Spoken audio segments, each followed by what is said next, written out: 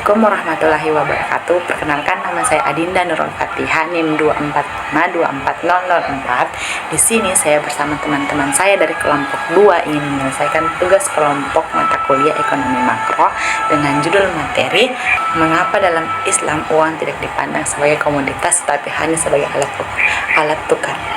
Dalam Islam, uang tidak dipandang sebagai komoditas karena hal itu akan mendorong riba yang secara tegas dilarang. Uang menurut konsep syariah berfungsi murni sebagai alat tukar, bukan sebagai barang dagangan yang dapat diperjualbelikan dengan keuntungan. Jika uang dianggap sebagai komoditas, maka meminjamkan uang 100.000 dan mengembalikan 100.000 akan dianggap sah, padahal sebenarnya itu riba. Sebaliknya, keuntungan itu harus didapat dari pertukaran barang atau jasa real yang melibatkan usaha, risiko, dan nilai tambah, seperti dalam jual beli atau bagi hasil. Prinsip ini menjamin bahwa kegiatan ekonomi didasarkan pada aset produktif dan transaksi yang adil, bukan pada spekulasi atau pertambahan nilai uang sendiri. Sekian dari saya, materi selanjutnya akan dilanjutkan oleh teman saya. Wassalamualaikum warahmatullahi wabarakatuh.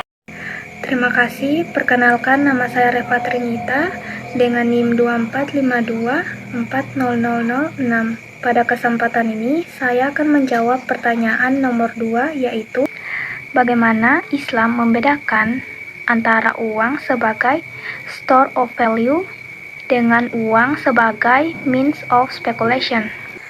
Dalam Islam, uang bukanlah komoditas yang diperdagangkan untuk mencari keuntungan, melainkan berfungsi sebagai alat tukar dan menyimpan nilai atau store of value.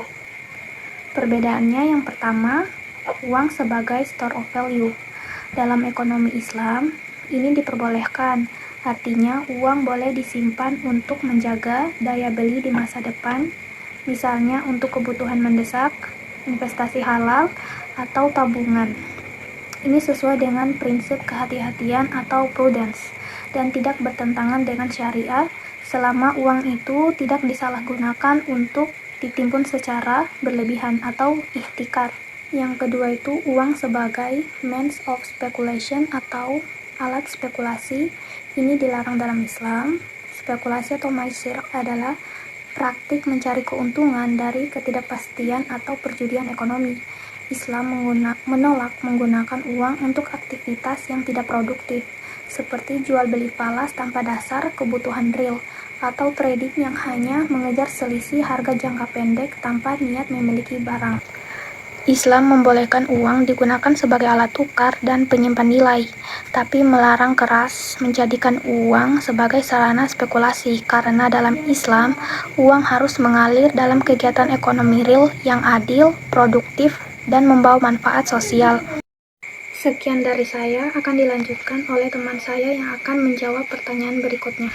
Bismillahirrahmanirrahim. Assalamualaikum warahmatullahi wabarakatuh. Perkenalkan, nama saya Zahwa Nur Aulia dengan NIM 245240007. Jadi saya akan membawakan pertanyaan, jelaskan bagaimana prinsip al-mal dan maqasid al-syariah mendasari pemanfaatan uang dalam kegiatan ekonomi. Jadi, prinsip al-mal dan maqasid al-syariah merupakan dua landasan utama dalam sistem ekonomi Islam yang saling berkaitan dalam mengatur bagaimana uang seharusnya dimanfaatkan. Dalam konsep al-mal, harta termasuk uang dipandang sebagai amanah dari Allah Subhanahu wa taala yang diberikan kepada manusia untuk dikelola dan dimanfaatkan dengan cara yang benar. Artinya, uang bukanlah tujuan akhir dari kegiatan ekonomi, melainkan sarana untuk mencapai kemaslahatan hidup dan kesejahteraan bersama. Karena uang merupakan bagian dari harta, penggunaannya harus didasarkan pada prinsip kehalalan, keadilan, dan tanggung jawab. Uang tidak boleh diperoleh melalui cara yang batil seperti riba, penipuan, judi, atau ketidakjelasan transaksi. Sebab hal-hal tersebut menimbulkan ketidakadilan dan merusak tatanan ekonomi masyarakat. Selain itu, Islam juga menekankan bahwa uang tidak boleh dibiarkan menganggur atau ditimbun tanpa manfaat. Prinsip al-mal mendorong agar uang diputar dalam kegiatan ekonomi yang produktif seperti perdagangan, investasi halal, dan kerjasama usaha atau syirkah. Dengan demikian, uang akan berperan sebagai alat untuk meningkatkan kesejahteraan dan pemerataan ekonomi, bukan sekedar alat untuk memperkaya diri sendiri. Sementara itu, maqasid al-syariah atau tujuan-tujuan syariat Islam memberikan arah, moral, dan etika dalam pemanfaatan uang tersebut. Tujuan utama syariat adalah mewujudkan kemaslahatan dan mencegah kerusakan. Dalam konteks ekonomi, penggunaan uang harus mampu menjaga 5 tujuan pokok syariat: agama, jiwa, akal, keturunan, dan harta. Misalnya, uang yang digunakan untuk kegiatan produktif yang halal, membayar zakat, atau membantu kaum duafa tidak hanya menjaga keberkahan harta, tetapi juga memperkuat solidaritas sosial dan keadilan ekonomi. Sebaliknya, penggunaan uang yang melanggar prinsip-prinsip syariah akan merusak keseimbangan sosial dan bertentangan dengan nilai-nilai kemaslahatan yang diusung Islam. Dengan demikian, prinsip al-mal dan maqasid al-syariah secara bersama-sama membentuk dasar etis dan spiritual dalam pemanfaatan uang. Keduanya memastikan bahwa kegiatan ekonomi tidak hanya bertujuan mencari keuntungan materi, tetapi juga diarahkan untuk mencapai kesejahteraan yang berkeadilan dan bernilai ibadah. Melalui prinsip ini, uang dalam ekonomi Islam menjadi instrumen untuk membangun kehidupan yang seimbang antara kebutuhan dunia dan akhirat, serta mewujudkan kemakmuran yang berlandaskan pada nilai-nilai keadilan, keberkahan, dan kemaslahatan umat. Baik, untuk materi selanjutnya akan dilanjutkan oleh teman saya.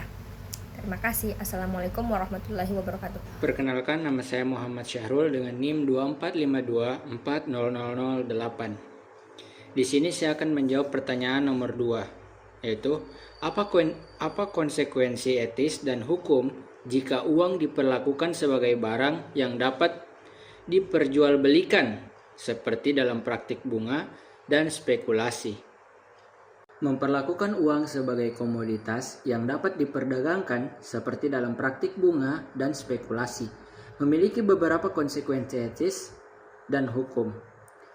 Konsekuensi etis yang pertama, ketidakadilan dan eksploitasi. Bunga dapat dianggap sebagai bentuk eksploitasi karena memungkinkan pihak yang memiliki modal untuk mendapatkan keuntungan tanpa berbagi resiko yang sama dengan pihak yang meminjam.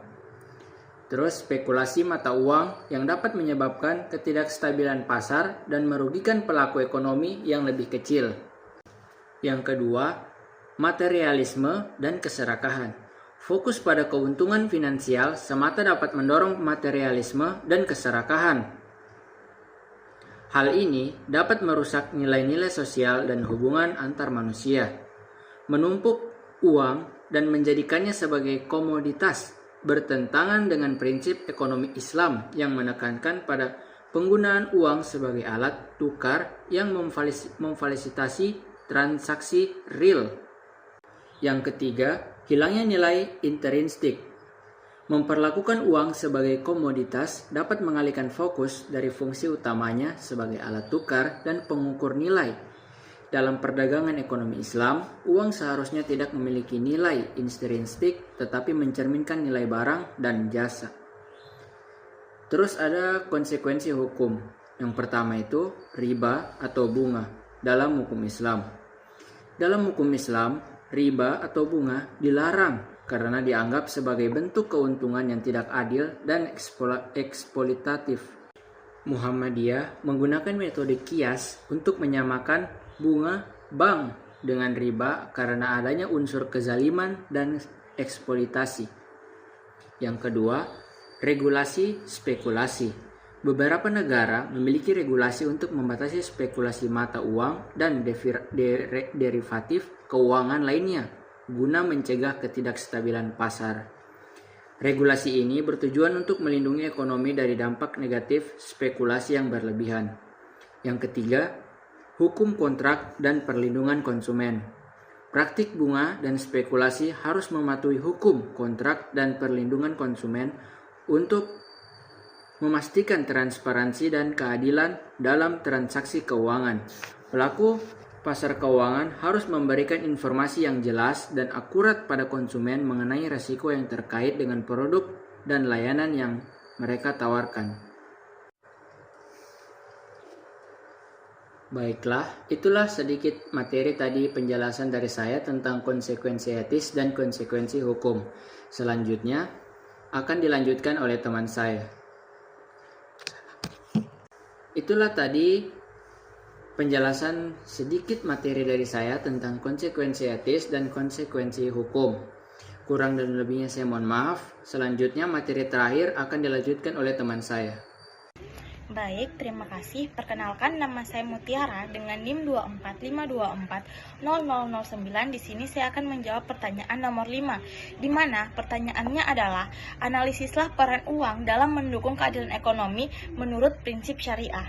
Jadi, peran uang dalam mendukung keadilan ekonomi menurut prinsip syariah sangat fundamental, di mana uang ini dianggap sebagai alat tukar dan satuan nilai, bukan komoditas yang dapat diperjualbelikan. Terus, prinsip ini juga melarang riba karena dapat menghambat peredaran uang dan merugikan ekonomi.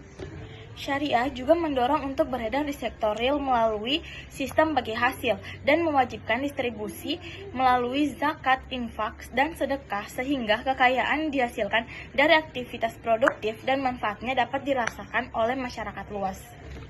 Sesampainya kami di pertanyaan nomor 5, maka berakhirlah tugas kami. Sekian dari kami. Wabillahi taufiq wa hidayah. Wassalamualaikum warahmatullahi wabarakatuh. Terima kasih.